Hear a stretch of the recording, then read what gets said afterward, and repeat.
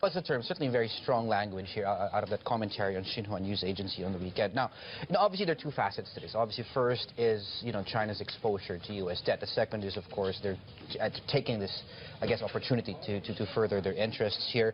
The message here is that they think the U.S. is being reckless because they're allowing their domestic issues to impact the rest of the world, obviously putting in jeopardy a lot of these dollar investments of a lot of other countries, not only China. Obviously, in their case, they have the most at stake here, $3.5 trillion invested in dollar-denominated assets. So at least as far as that's concerned, they say the world needs a new reserve currency.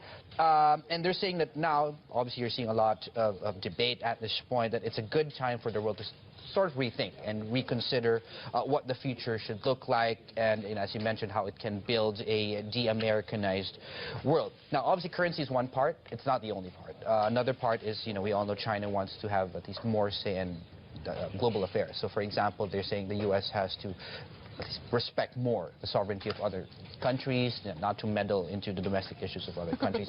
Plus, of course, in their case, they also want a bigger say in bodies like the IMF, the World Bank, for example. Yeah, so maybe being opportunistic.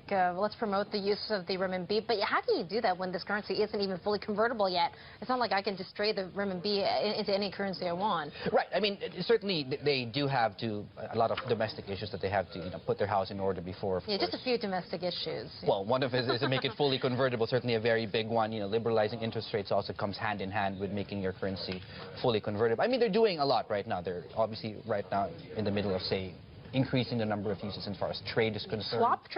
Swap deals with the use of the yuan. That was just announced last week with the ECB, which is a big deal. Yeah, it's a big deal. Obviously increases the supply of renminbi out there. The next step is, we talked about this about 2 or 3 years ago, where you would want to, say, increase the options for investment in yuan-denominated assets. And obviously after that, then you move on to becoming a reserve currency. Right. Well, that's still a few years away, I'm sure. Oh. Okay, David, thank you for that. Yeah, nodding, saying, of course.